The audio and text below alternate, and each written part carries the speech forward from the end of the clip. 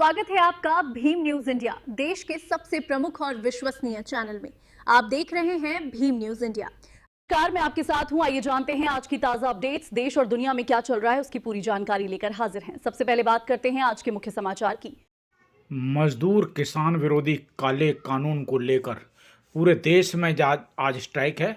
इसी क्रम में कोटा में भी मजदूर किसान संगठनों ने कोटा कलेक्ट्रेट पर भव्य प्रदर्शन किया। आप देख रहे हैं भीम न्यूज इंडिया। मैं हूं आपका दोस्त विनय कुमार सिंघल, मेरे साथी संवाददाता ओम प्रकाश मेघवाल के साथ। यदि आप हमारे चैनल पर नए हैं तो प्लीज़ आपसे रिक्वेस्ट है कि हमारे चैनल को यूट्यूब पर सब्सक्राइब कीजिए, लाइक कीजिए, शेयर कीजिए, कमेंट्स कीजिए। भीम न्यूज इंडिया के फेसबुक पेज और ट्विटर पर भी फॉलो कर सकते हैं। देखिए आज कोटा का हाल ओम प्रकाश मेघवाल की नज़र से।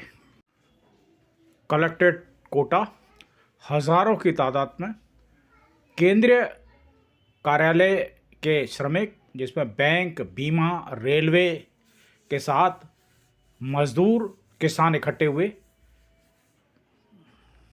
भारत में ट्रेड यूनियंस का स्ट्राइक का कॉल है। इसी श्रृंखला में कोटा कलेक्ट्रेट पर भारी संख्या में ट्रेड यूनियन, किसान, मजदूर, आंगनबाड़ी महिलाएं इकट्ठे हैं। हमारे साथ एक डायनेमिक पर्सनालिटी हैं, अब्दुल हमीद गौड़ साहब, जो कि सर्वोदय नेता हैं। आइए हम इनसे बात करते हैं क्या मसला है। सर, स्वागत है आपका भीम न्यूज इंडिया में, बताइए। जी, आज जो कॉल है 12 तारीख का, संयुक्त किसान मोर्चा और संयुक्त ट्रेड यूनियन जितनी भी भारत के अंदर है, सभी ने कॉल दिया है भारत बंद का, तो उसका हम समर्थन करते हैं। संयुक्त मोर्चा कोटा, किसान सर्वोदय मंडल कोटा, अन्य और किसान जो संगठन है वो है। आज जो डेयरी डील जो अमेरिका से हुई है, ये डेयरी डील जो अमेरिका से हुई है, ये कपास, मक्का और अन्य में जो इन्होंने शब्द जोड़ा, या तो उसको क्लियर करें।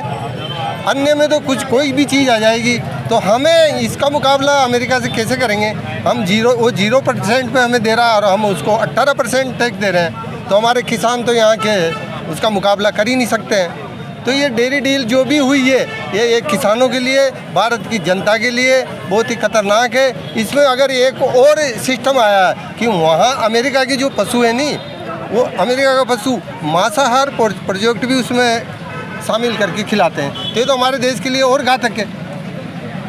दूसरी बात, जो इन्होंने एक बीज एक्ट लाया है, जनरेट बीज, वो और घातक है कि जनरेट बीज का मतलब होता है कि वो बीज एक ही दफ़ा काम आएगा और वो बीज उन पूंजीपतियों के हाथ में चल जाएगी। वो डील जो एक ही दफ़ा वो बेचेंगे 300 किलो, अभी सरसों का भी 200 रुपये किलो, 300 रुपये किलो, 500 किलो, तो इस टाइप से पूरा बीज का सिस्टम पूंजीपतियों के अंदर चल जाएगा और भारत के किसानों का बीज वो उगता ही नहीं दूसरी दफ़ा। गौड़ साहब, ये जो ट्रेड डील हुई है, हाँ? ये वास्तविक जो देहात में किसान है उसका तो कुछ पल्ले ही नहीं पड़ रहा। नहीं, वो अभी समझ नहीं पा रहा कि ये क्या हुआ है, ये क्या हो रहा है। डेयरी में के मामले में हम अमेरिका का मुकाबला कर नहीं सकते हैं, और 0% किसी मामले में नहीं कर सकते, किसी में नहीं कर सकते। हम 50 साल पीछे हैं अमेरिका से। तो ये डील कैसे हुई? और अभी तक 70 साल में जो भी सरकारें आई, इसको सेफ रखा है। राम जी सब ठीक करेंगे? नहीं, राम जी तो सबके ही ठीक करते हैं, पूरा वर्ल्ड का ही ठीक करते हैं। तो जी राम जी इसीलिए तो लाए हैं। नहीं, जी राम जी का मतलब हमें कोई उससे तकलीफ नहीं है, पर जी राम जी को लेकर इन्होंने पूरा इंजन ही बदल दिया। 40-60% का रेशा इन्होंने दे दिया। 40% हमारी राजस्थान सरकार देगी या कोई भी स्टेट देगी, जब हम उसको जी राम जी को हम इनको लागू करेंगे। दूसरा कि हम ये वहाँ की पंचायत स्तर पे जो काम पे होता था कि वहाँ ड्रेन खुदानी, वहाँ रास्ता खुदाना, ये भी हमारे कोई दलाल या कोई वो एजेंसी काम करेगी, तो ये जी राम जी तो एकदम ख़त्म होगी। तो आपका मतलब है इसमें जो भी इंफ्रास्ट्रक्चर आएगा वो पूंजीपतियों का हाथ चला गया, ये कहना? पूरे पूंजीपतियों का हाथ में चला नहीं गया, चला गया। एक 600 नंबर वाला 1 नंबर पे हो रहा है, तो क्या है ये? क्या करोगे फिर? नहीं, जनता रोड पे आएगी, जनता रोड पे आएगी, जनता जनार्दन है प्रजातंत्र। सर, जनता रोड पर कब आएगी? ट्रेड डील तो साइन हो गई, प्रैक्टिकल आने वाला है, इम्प्लीमेंट होने वाला है, उसके बाद फिर जनता रोड पर आके क्या करेगी? नहीं, जनता को समझा रहे हैं नहीं, ये आज जो हो रहा है पूरे भारत में इसीलिए हो रहा है, जनता को समझाया जाएगा, रोड पे आएगी, और ये सरकार मानेगी। जैसे 3 कानून कृषि कानून इन्होंने वापस लिया। और दूसरी बात, अभी तो एक जो श्रम कानून बना है वो और ख़तरनाक है, वो भी तैयार है। श्रम कानून मजदूरों के लिए 12 घंटा काम करना पड़ेगा। कोई भी फैक्ट्री में देश तो तरक्की कर रहा है। नहीं, देश तो तरक्की कर रहा है या कहाँ जा रहा है ये सभी को पता है। आज हमारा रुपया कहाँ है सबको पता है। आज हमारे हर भारतीय पे कितना कर्जा है, एक बार जो वोट देता है उसमें सबको पता है। तो देश तो जनता अवेयर नहीं है, किसी को नहीं पता रुपया कहाँ जा रहा है कहाँ नहीं जा रहा है। कि मजदूर को क्या लेन देन, आप मुझे बताइए। आप नहीं, मजदूर को मजदूरी नहीं मिलेगी तो रुपये से तो मजदूरी मिलेगी। आज हमारा पैसा पूरा डॉलर में बन के जाता है। कहाँ मनमोहन सिंह जी ने ये रुपया 55 पे दिया था, आज करीब 92 में हो गया। हम लास्ट स्टेज पे खड़े हैं, कॉर्नर पे खड़े हैं, बर्बादी की कगार पे खड़े हैं। हाथ ऊँचे कर देंगे लोग कर्जा देने के लिए विश्व बैंक वगैरह में। अगर ये स्थिति रहेगी तो हमारे देश में सबको साथ लेके चलना पड़ेगा। जब हमारा देश तरक्की करेगा, जब देश हमारा आगे बढ़ेगा, ऐसे अन्यथा हम ऐसे कोई कुछ नहीं बोलने वाला है। ICTU के राष्ट्रीय उपाध्यक्ष हैं महेंद्र नेह।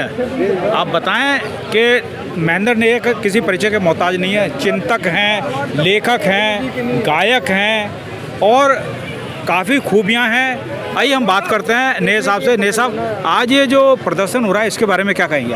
देखिए, ये पूरे अखिल भारतीय स्तर पर सभी ट्रेड यूनियन, जो संयुक्त ट्रेड यूनियन मोर्चा है उसने आह्वान किया है और पूरे देश में मजदूर, किसान और मेहनतकश लोग, महिलाएं और स्टूडेंट इस हड़ताल का समर्थन कर रहे हैं, इस हड़ताल में शामिल हैं। क्योंकि हड़ताल उन 4 काले कानूनों के खिलाफ है, 4 लेबर कोड के खिलाफ है, जिन्होंने मजदूर वर्ग के जो अंग्रेजों के ज़माने में अधिकार थे उनको भी छीन लिया है।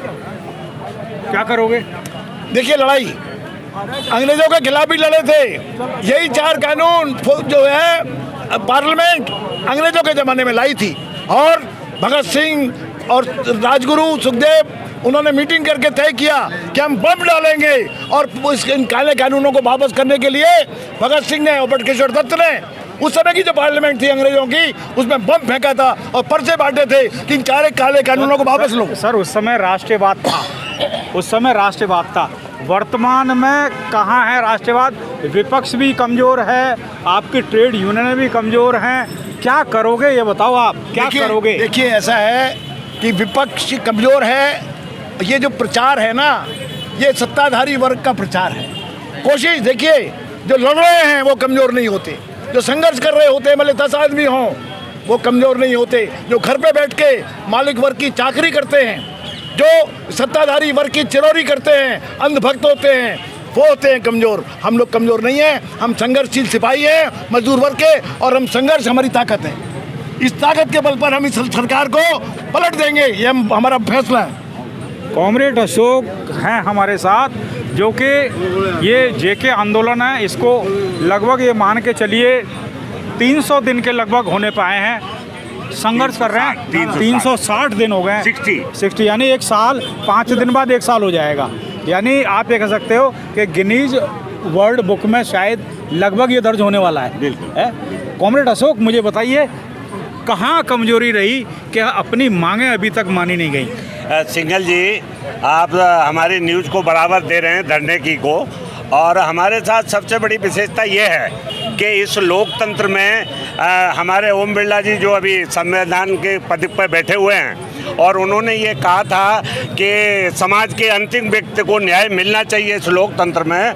पर हम सुप्रीम कोर्ट को फैसले के लिए, हमारा जो सुप्रीम कोर्ट का फैसला है उसको लागू करने के लिए हमें आज 360 दिन यहाँ कलेक्ट्री गेट पे उनके गृह जिले में धरने पे हो गया।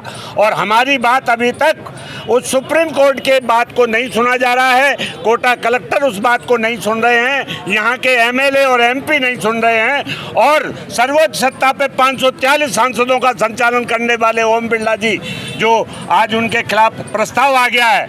हम कहते हैं कि ये जो मजदूर है, ये भूखा मजदूर है, जो परेशान मजदूर है 28 साल से, वो इस संघर्ष को लड़ रहा है। पर देश का दुर्भाग्य है कि यहाँ सुप्रीम कोर्ट के फैसलों को लागू नहीं कराया जा रहा। ये कितने बड़े दुर्भाग्य की बात है सिंघल जी।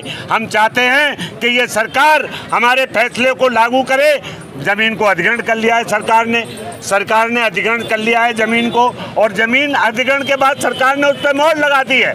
पता नहीं ज़बरदस्ती किस माहौल में कि इनको थका दो, इनको परेशान कर दो, इनको यहाँ से चले जाने दो तो हमारा काम आसान हो जाएगा।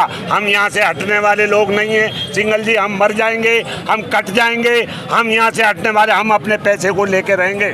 सुप्रीम कोर्ट का फैसला है, सुप्रीम कोर्ट के फैसलों को हम लागू करके रहेंगे। कंडेम्ड ऑफ कोर्ट क्यों नहीं लगाया आपने? कंडेम द कोर्ट हमने इसलिए नहीं लगाया कि ये सर कंडेम द कोर्ट किस लिए लगता है? कंडेम द कोर्ट ये लगता है सरकारें ये किसी फैसले को माने, सुप्रीम कोर्ट के फैसले को ही नहीं मानेंगी। ये तानाशाही है, ये इनकी गुंडागर्दी है, ये कौन सी तानाशाही है? लोकतांत्रिक व्यवस्था है। सुप्रीम कोर्ट का जब फैसला हो जाता है उसे लागू करना चाहिए। इस तरह की सरकारें हमने कभी देखी नहीं। भारतीय जनता पार्टी की सरकार में इस तरह का माहौल हो रहा है। एनडीए की सरकार है, भाजपा की नहीं, और भी दल वो एनडीए में दल है, तो एनडीए के दलों में मुख्य तो भाजपा हीरो है।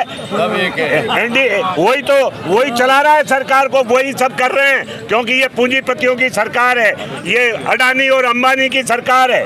देख रहे हो आप सिंघल जी किस तरह का माहौल चल रहा है देश में, हालात बड़े खराब हैं।